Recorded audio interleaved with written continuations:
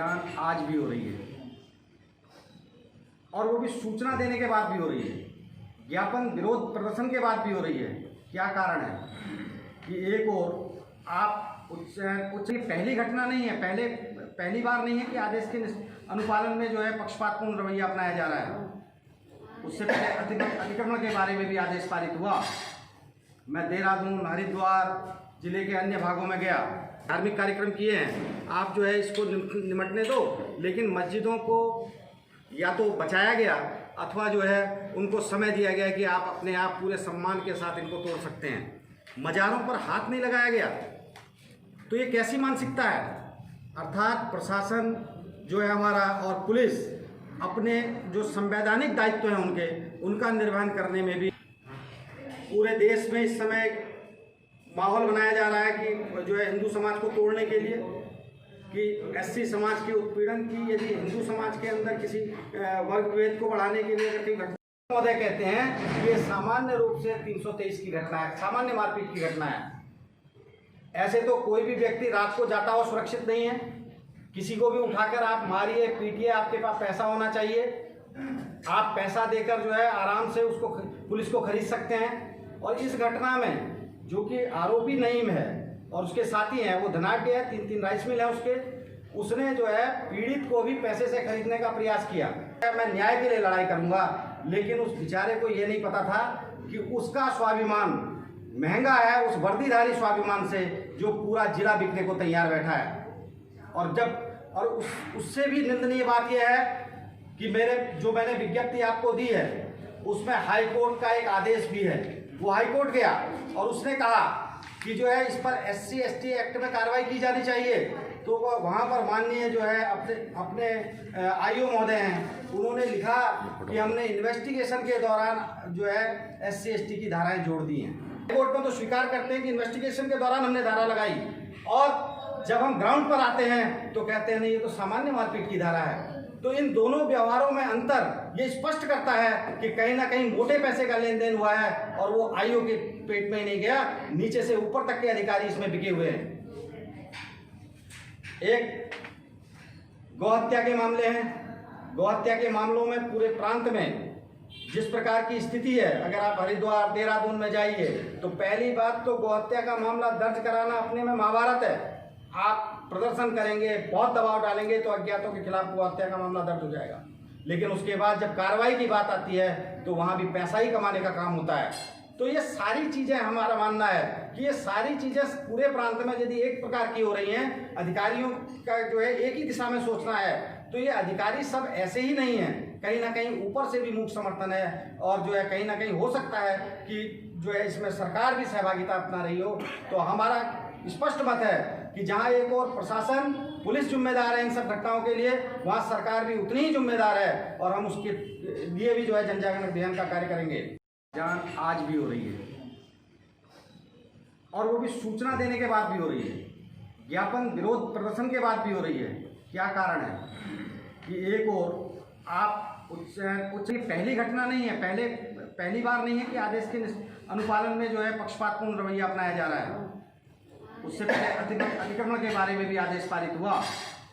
मैं देहरादून, हरिद्वार जिले के अन्य भागों में गया, धार्मिक कार्यक्रम किए हैं। आप जो है इसको निमटने दो, लेकिन मस्जिदों को या तो बचाया गया अथवा जो है उनको समय दिया गया कि आप अपने आप पूरे सम्मान के साथ इनको तोड़ सकते हैं।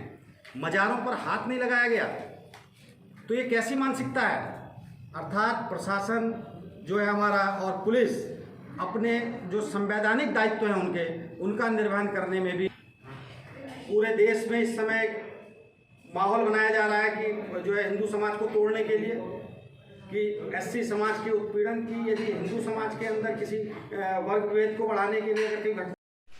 आज की प्रेस वार्ता का आयोजन जो पूरे प्रांत में हिंदू विरोधी गतिविधियों को प्रशासन और जो हमारा पुलिस प्रशासन है उसका संरक्षण प्राप्त है, उसके विरोध में किया गया है। और हमको लगता है कि कहीं ना कहीं जो राज्य सरकार है उसका भी मूक समर्थन उसको प्राप्त है, अथवा वो इतनी अकर्मठ हो गई है कि अधिकारियों की इस मानसिकता पर नियंत्रण करने में विफल है।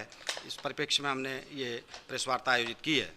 ऐसा क्यों आपके द्वारा कहा जा रहा है कि आप कुछ ऐसे प्रकरण इस बीच में रखे? देखिए, यदि हम अभी उत्तराखंड हाई कोर्ट ने, माननीय उत्तराखंड हाई कोर्ट ने अभी एक आदेश जारी किया है जिसमें ध्वनि प्रदूषण के संबंध में वो है, लेकिन हम पूरे उत्तराखंड पूरे उधम सिंह नगर में देखते हैं कि मंदिर और गुरुद्वारों से तुरंत आदेश के अनुपालन में लाउड स्पीकर उतरवा दिए गए और आज उस आदेश को लगभग 1 वर्ष से भी ज़्यादा हो गया है, लेकिन मज़ारों में अजान, मस्जिदों में अजान एवं रात की तकरीरें इवन 11-11, 12-12 बजे तक तकरीरें हो रही हैं, जो कि 10 बजे के बाद ध्वनिवर्धक यंत्रों के द्वारा आप जो है इन तकरीरों को नहीं कर सकते, लेकिन उसका भी उल्लंघन करते हुए हो रही हैं। ये कहीं ना कहीं पुलिस प्रशासन और अपने प्रशासन के जो है मुस्लिम तुष्टिकरण की नीति को दर्शाता है और पूरे ज़िले में विरोध के बाद भी इस पर रोक नहीं लग पा रही है। अगर हम दूसरे आदेश की बात करें माननीय उत्तराखंड हाईकोर्ट के, तो उस ध्वस्तीकरण के बारे में भी पक्षपातपूर्ण रवैया अपनाया जा रहा है। मस्जिद और मज़ारें जो हैं उनको बचाने का काम ये राज्य सरकार के संभवतः मूक समर्थन से यहाँ का स्थानीय प्रशासन और पुलिस प्रशासन कर रहा है और मंदिरों को बड़ी बेइज्जत तरीके से तोड़ा जा रहा है, उनकी भावनाओं का निरादर करते हुए तोड़ा जा रहा है। यदि वहाँ के मंदिर के प्रबंधन समिति के लोग समय भी मांगते हैं तो वो समय भी देने के लिए प्रशासन तैयार नहीं है।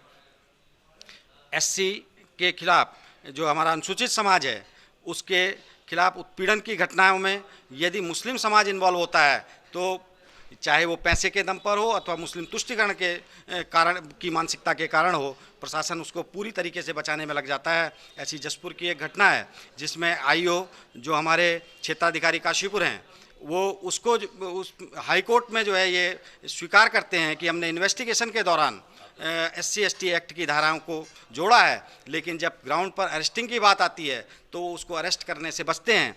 तो ये दोनों व्यवहारों में जो अंतर आया है वो कहीं ना कहीं उनके भ्रष्ट रवैये और पक्षपातपूर्ण रवैये को ही दर्शाता है।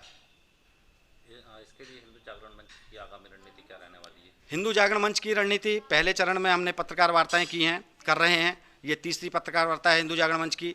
दूसरे चरण में हम जो है उप जिलाधिकारियों के माध्यम से सरकार और प्रशासन की जो गलत नीतियां हैं इसमें ज्ञापन का एक कार्यक्रम करेंगे।